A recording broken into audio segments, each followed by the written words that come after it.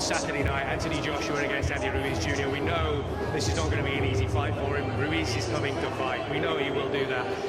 After that, of course, that's what everybody is going to be talking about. Can you get Anthony Joshua and Deontay Wilder sat down in a room together to try and thrash this out? I think AJ said something interesting on ESPN today, where he said, I think Wilder should come see me. You know, we should have a conversation. Because I feel like what's happening with Wilder is he's being talked into doing something that actually he doesn't want to do. But I believe Wilder wants to fight Joshua, I really do. But people are showing him a plan to do something different. So they're convincing him, no, fight Ortiz, then fight Konecki, and then next year it'll be even bigger. But I just think Josh should maybe meet Wilder and just sit down with him and say, like, tell me, are we wasting our time here? Because this is the media workout today. I actually sat there and watched that whole 2-hour media workout. Normally I would have streamed it, but we're working on some things on the channel.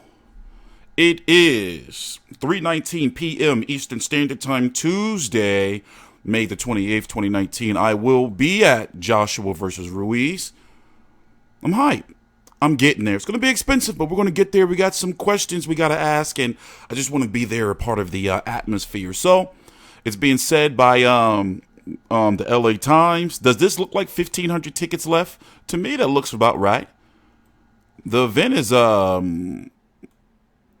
see, here's the thing. I'm wondering, when I look at the ticket sales, is this like a marketing test to see how long, you know, I mean, how many tickets they can sell before slashing the prices? Because a lot of people have said that these tickets are very expensive. When you look at the best seats are about 5,000, you know, 1,500, 1,000. I'm guessing they're expecting a lot of rich Brits to show up. For example, up here in this section, let's just go click a regular section. $600 tickets. No, these are $1,000 right here. It's crazy. You know? But I am TstreeT Controversy. This is TstreeT Controversy Live with FightView360.com. When you look at this year, when you look at Dominic Breazeale, okay, remember, he could have lost his belt against Fury. I had Deontay Wilder losing. Even though Fury was knocked down twice, I had him losing. He could have lost his belts that night. So is PBC, Al Heyman, Shelly Finkel, and that side? Note that Lou DiBella's not around anymore. He orchestrated that meeting with the Zone, and you ain't seen him since. Even when Deontay Wilder knocked out Dominic Breazeale, you didn't see nothing on his timeline. Where's Lou DiBella with the Zone? You know, when you look at, are they rebuilding Wilder because he got, you know, because he could have lost and it was a draw? Is that the way they're looking at this year? Like, okay, Dominic Breazeale, what was the mandatory? He had to fight that. Luis Ortiz rematch is supposed to be happening in September. It looks like it's looking like it's going down September the 7th. We don't know what they're going to do with it. We've been hearing that they're trying to put it on pay-per-view of all places. I mean, they do have some marketing power with that off of Deontay Wilder's name now. He's getting momentum, but that shit ain't no pay-per-view, especially when you gave it. The first one was more pay-per-view than the second one, than this one right here. Or they can do a power move, do it on free TV. But that makes you wonder, well, where is Danny Garcia versus Mikey Garcia going to go? How are they going to do that? Where is Sean Porter versus Errol Spence? How are they going to do that, you know? But Wilder right now is the priority, because that's a big-ass gamble to turn down $100 million. And I can tell you right now, when I look at the plan that they have lined up and the fact that he's openly telling you, listen, we're not fighting him this year, that's a duck to me. It's a duck. You know, he don't want it this year. And people have been wanting me to pick sides and all that. Listen, I'm right now, he turned down $100 million. I understand the Dominic Breazeale. That was a mandatory. But then Luis Ortiz and then likely Adam Konoski in December or January if he don't get hurt. And remember, for him to turn down that $100 million, he's got to fight 3 times in a 12 months fiscal span. He's got to. They got to make that money up to him, because you got to think like, you know, the Fury fight. Let's listen to a little bit more Eddie Hearn, Fast Car. There's no point in me going back to. They don't even want to meet me. They don't even want to talk to me or discuss the fight, which really should tell us everything we need to know from that side. So I think you have to go straight to the horse's mouth and say, God, like, you know, let's sit down. But again, it's difficult because Joshua is such a huge draw compared to Wilder, but Wilder's got what we want, which is the final part of the jigsaw. WBC, the green and gold, we're all desperate to see it. Is he going to take maybe an olive branch from somebody, either in their team or your team, to just get it over the line, get it sorted, try and get it? Is it all down to money? Yeah, basically.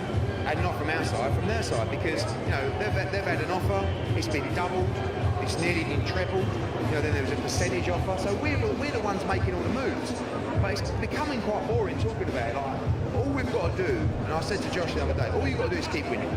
These will come, but don't slip up against Andy Ruiz. You know, a guy who has zero fear, who's just coming in, he's like, I'm just going to let my hands go and knock him out and move in, come in low and swing him over the top. Yeah, you know, let's talk about that, by the way. You know, that's a very, very good point. Andy Ruiz ain't coming to fuck around. He has very fast hands. This is not Deontay Wilder fight week. In fact, I dread, you know, talking about it, but since I don't do Wilder versus Joshua videos much, still, I still feel burnt out about from how much people talk about it, especially YouTubers. It's almost like I be doing, you know, it just be too much sometimes. You know, but Andy Ruiz is a very dangerous opponent because he has very fast hands. He's used to fighting fighters that are taller than him. And, you know, he's unorthodox in regards to, you know, he's fat. You know, but he can fight. Anthony Joshua got to be on his A game. I want to see what Andy Ruiz's chin looks like. That's what I want to see. You know, I want to see how he hold up, and also I want to see what type of pressure he's going to be applying because he's never been, correct me if I'm wrong, his Andy Ruiz, he did get hurt before. What? I don't remember when. Correct me if I'm wrong. Has he ever been remotely stunned or hurt before? And he's a pressure fighter. You know, so he don't have a whole bunch of movement and all that. He's coming to throw hands. You know, hey, let's go watch some media workout clips. Dude is fast. Dude is fast. So there's not going to be a fear factor in it. You know, the undercard, I'm upset that Katie Taylor versus Delfine Persoon is not the co-feature or the co-main since it's undisputed, but it's looking like, you know, because it's Callum Smith, he's the WBA Super World and what is he, the Ring Magazine champion, right? Does he have the ring? Correct me if I'm wrong. I'm supposed to know this even though I be covering all the fights. But they can't, you know, he's in the running to get Canelo. I'm not saying he will, but, you know, they want to keep his profile up to say, hey, listen, he co-mained Anthony Joshua. They're thinking about the dollar later on down the line. But in my opinion, because it's undisputed, Katie Taylor, you know, should be the main event. So Callum Smith is taking on Hassan N'Dam. Katie Taylor, Delfine Persoon for all the belts in the 135-pound women's division. Chris Algieri is taking on Tommy Coyle. Joshua Buatsi is taking on Marco Antonio Parabon. You know, that's a big step up from him. In fact, let me go look at the card real quick. Look at the card. Also, I want to hear what Joshua had to say on First Take. In fact, let's go listen to this right here. I listened to a little bit of it, and people, like, you know, they're saying, like, well, like, he's begging and, you know, yada, yada, yada. I just want to see the fight. Sometimes I really wonder, like, do fans want to see the fight? Meaning Joshua Wilder. Remember, both of these fighters are very well aware. Joshua's talked about it. Deontay Wilder's talked about it, that they can lose. Deontay Wilder last year with the Luis Ortiz fight and with the Tyson Fury fight has shown he's step up in competition, man. Shit is tough. Yes, he got the knockout. Yes, you know, he got 2 knockdowns in the Tyson Fury fight and help from Jesus to get Tyson Fury up. Well, didn't help Deontay Wilder, but still, you know, he had a challenging year last year. And the competition ain't getting thinner, man. You know? So both of these guys can lose and fuck up a whole bunch of money, which was a lot of what Adam Smith, Paulie Malignaggi, I forgot the Sky Sports guy name. I forgot his damn name, Eddie Hearn. You know, they all know, like, listen, Like, if these guys lose, you know, one of them lose, they can fuck up the bread. It's not saying that they won't still be able to make a lot of money, but the mystique will be gone, you know? And Wilder, he seems to have packed it in. Everybody can't make that Mayweather money, man. The pay-per-view model is dying. Streaming is becoming easier and easier and easier. And now that these boxes are getting into people's homes and these fucking fire sticks and shit, you can't rely on that pay-per-view model. That guaranteed money, man, that the Zone is giving out. They printing that shit. But however, I understand, you know, Wilder's side, where they're coming from. They, you know, they don't feel that. See, UK fans can never, I don't think they can really relate to this, because Joshua's a star, a superstar. Globally, like, you know, over here in the States, he's trying to establish some stuff, but he's getting close. He has the tools and the makings to be a superstar here in the States too.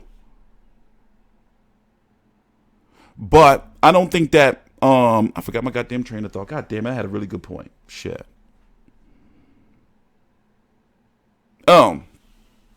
Pay-per-view. What I was gonna say is that the Zone is new over here. If this fight was to happen on Showtime or ESPN, that's already accessible by, you know, like people who work on Sports Center and ESPN and CB. Listen, it would no matter what the pay-per-view buys were, it would create like such buzz that would make both guys stars. It has helped Tyson Fury so much. But the thing is, for Joshua to make the money that he deserves to be making, and Wilder to, I don't see how Joshua Wilder does 1 million pay-per-view buys. I don't see it. I say 700K. Remember Canelo Golovkin, you know, both of those sons of bitches were, you know, like they didn't do well and beyond, above and beyond 1 million, 1.1, and what was it, 1.1 or something, 1.15, some shit. When it comes to even when they said that Canelo versus Cotto years ago, that would have been a 1.52 million. That shit did like 900K. Pay-per-view been going down for a while now. So do the math. Where does the money come from? You know, for Wilder and Joshua to make $50 million here in the United States, maybe overseas. Arena, you know, big event, and especially I'm the main event, so I'm here to take what Anthony got. Everybody's seeing you as the underdog. Is that fueling you? Is that pushing you on to prove people wrong here? You know what, I've been the underdog ever since I came into this sport. You know, everybody's been underestimating me, the way that I look and all that, but all this hard work and dedication is paying off, and it gives me that extra motivation to follow my dreams even harder. Everybody keeps saying to us, though, when it comes to heavyweights, don't judge a book by its cover. And obviously, the way you look, people might think one thing, but you're very different when you get in the ring. Yeah, of course. As soon as they see me let my hands go and throw the combinations and the speed and the movement that I have, a lot of people... Let's go listen to Joshua. My bad, Andy. I didn't mean to disrespect. I wonder when Joshua going to weigh in at. My colleague is going to be at the weigh-in. There's going to be 2 of us at the fight. Fans desperate, clamoring to see the main man in the flesh. It's been such a clamour for AJ to come over to the US for such a long time. For the last couple of years since he's risen his way through the ranks and picked up world. I like that media day turnout too. Against Vladimir Klitschko, that really put him respect with a massive. And just move forward. That's what career's about, is always moving forward. We noticed as he was on the elevator on the way back up, you just gave him a little nod through and put a glove out his way, just to say, I've seen you. Yeah, that's exactly what it is. It's just like your eyes always drift towards like the energy in the room, and you know the Ruiz camp's energy is like vibrant. So my eyes just drew towards them, like they were high up on the lifts in the air, but I'm in the ring on the ground floor. But for some reason I could just spot them out. But it was more of a sign of respect as well. Do you know what I mean? I gave him a funds up. I was at the World Championships with his coach years ago, 2011, so we're very familiar with each other anyway. And your Robles, of course, on that occasion. As far as this is concerned now, how has the dynamic changed for you? You're obviously moving to America, but obviously with a different opponent as well coming in fairly late. How has that changed things for you? Has it made it tougher? Not necessarily, but it does put pressure on because it's like you're starting a new career. Like everything I've done in London now is like, it's irrelevant as such. I'm here, I'm new. I've got to kind of do everything I've done in London, but here again. But it's fine. But there's no pressure. I'll just get in there and have fun with it. They say everything in America is bigger, so... Out there and show them, like, you know what it is, right? You can come in there as a champion, but that's irrelevant. You got to go in there and perform every time to kind of always keep that respect to the champion. I can see this on Sky Sports, but I'm not, see, you know, a lot of people are going to take what he said during this Sky Sports' one down here at the bottom as him being, you know, like desperate. I wouldn't say it's desperate. He's got 3 belts. It's not a money situation, right? He wants to fight. You know, see, I can understand both sides, but right now, I'm sorry. For this year, 2019, you know, the fault is on Deontay Wilder. Last year, I was talking that $50 million shit. Not anymore. Not when fucking that $100 million was there. And I know y'all going to say, once again, sand in your vaginas and your minges. Relax. Y'all want to say, T-Street, that $50 million wasn't there, blah, blah. Hey, listen, fuck it. It's the past. Let's think that $100 million was there, and he turned it down. Deontay Wilder. That's what we're looking at. I don't fucking think about go back to the fucking motherfucking past. Man, it's the past. You know? It's the past.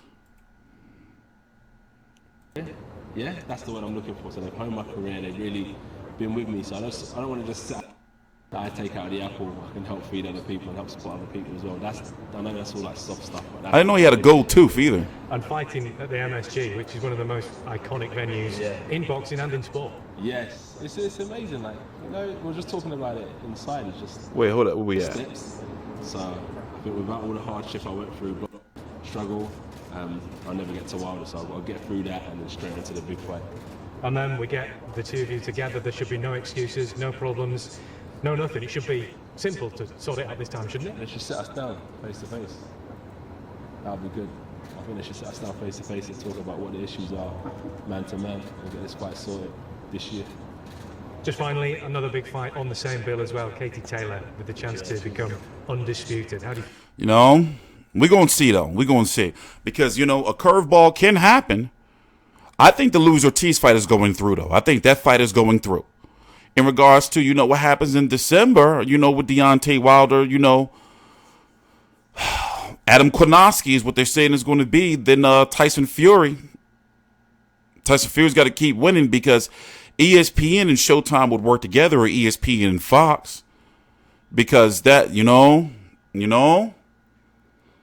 it just seems as though like the zone is the issue. The zone is the issue, and Showtime doesn't want to be left out because they built up both Wilder and Joshua. We'll see, though. I'm TstreeT Controversy. This is TstreeT Controversy Live with FightView360.com. The Undercard press conference is tomorrow. Down below is the link to my Twitch channel, where we're going to be doing a lot of streaming, Uncut, this week. Go follow the channel. You'll see updates over the next, few days. Please subscribe.